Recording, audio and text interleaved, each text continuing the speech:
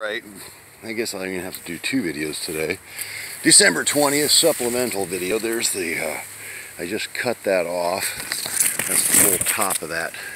Try to get a shot of it there. It's about 5 or 6 feet of the end of that cane that was sticking up there. So I just kind of pruned that back a little bit. And what I'm going to do is I'm going to cut this like there, and I'm going to do 2-section one this time. I'm going to clean a bunch of these lower branches off, and I'm going to stick these in my worm bin over there and see if we can get these to sprout. So let me prep one of those. Here, let me show these too. This is a little tool. You can get these at it's called a Roberts, I don't know what they call it, but it's a trim, it's a vinyl trim cutter. And you can get it in Home Depot back in the flooring department. If you search around, they'll have this in the back, and it just holds a utility blade in there. And you can cut angles and stuff on it. So that's what I'm using to cut this today. It makes pretty short work of it. Now what I've done is I took 2 nodes and I trimmed this top one off at an angle, leaving it a little long. And then I'm going to shorten this one up here on the bottom. It's kind of hard to do with one hand and the phone. I should have got my tripod, but anyways, I'm going to trim this up a little more and show you how that goes. Alright, try to show you how this works here. And see, it's a utility blade in there, and it's like a pliers, so you can just kind of get that in there and snip off all the stuff you don't want. I'm going to take everything off of this bottom node, all the branch. Now you could leave some of that on there. Oh, see, it's kind of hard to do one-handed. And this is not the proper tool to use for this. This is just what I'm using. And when it starts getting a little tricky like this, it's kind of hard to get that thing around there. Let me finish up with 2 hands. All right, there we have it. That's what I'm left with. That's what I'm looking for. 2 nodes. This one will go under the ground. It gets stuck down in the fairly moist soil. I shaved a little bit of the edge of the nodes off there. There, I think you can see it. I shaved that off a little bit, kind of breaking through the top layers of dermis to get to the underneath. And the branches I just cut off pretty cleanly with that razor blade. Cut it off short and clean at the bottom. And I'm going to rub some worm compost, worm castings all over that when I stick it in the ground. And I've cut off probably, and I could probably cut off a little more of that, but it's cool, and they're gonna be pretty moist and gonna get real wet tomorrow, so we're gonna try it like that. And if any of these start dying off, I can always trim them off later. These littler ones are probably gonna fall off anyways. I'm not worried too much, but you want to get rid of a lot of that leaf on there so they don't require too much water.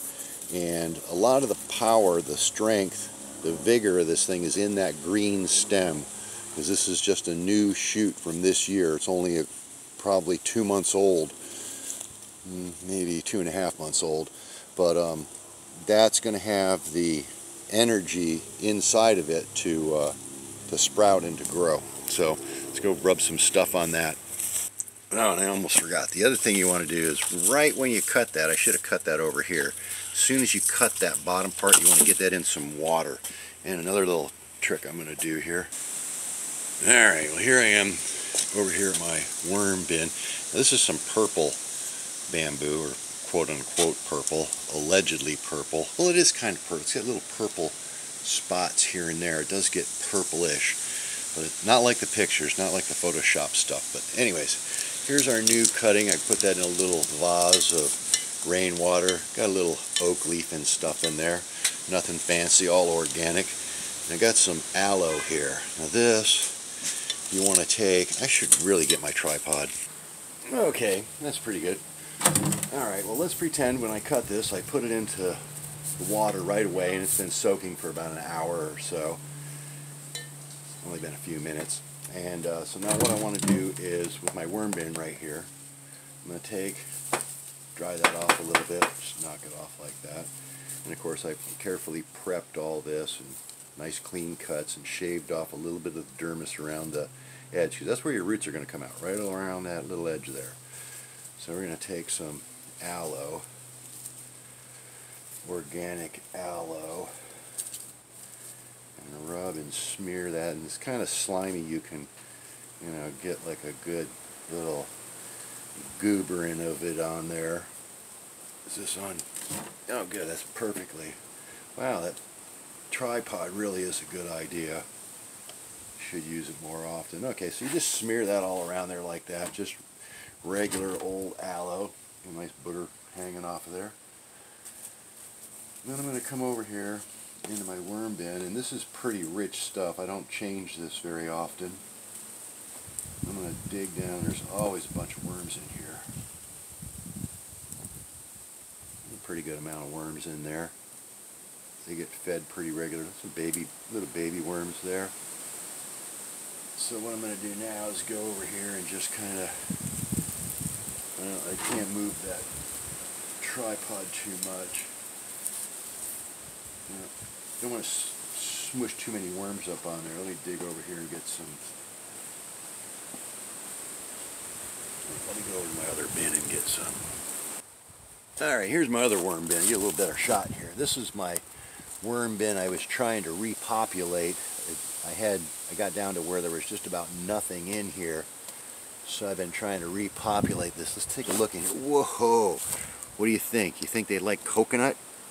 Look how many worms are in there. Man, oh man. I think they're doing good. Yeah, they like the coconut. That's a coconut I just cracked in half and threw in there. So I'm going to dig down in here. Oh, there's some crab and lobster shells there. That breaks down and makes chitons, which are good. Ooh, man, there's a bunch of worms in here. This thing's doing great. Whoa, look at all those. That was avocado there. Oh, those are potato peels.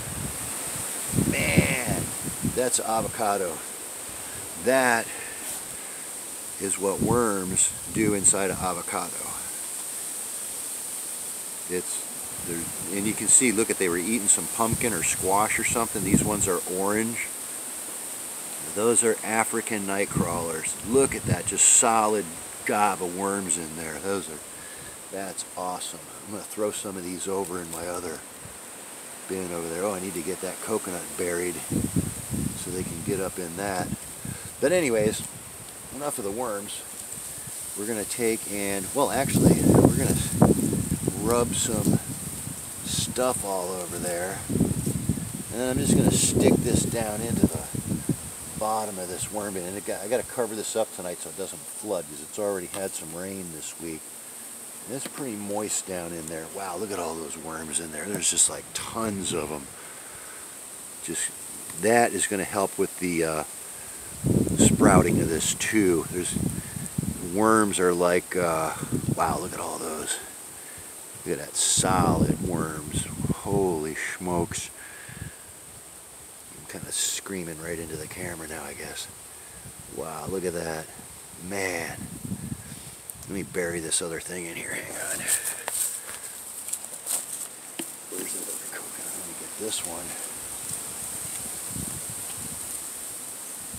buried over here with. And I got whole coconut husks down in here, so instead of like cardboard for them to bed in, there's a big ugly worm.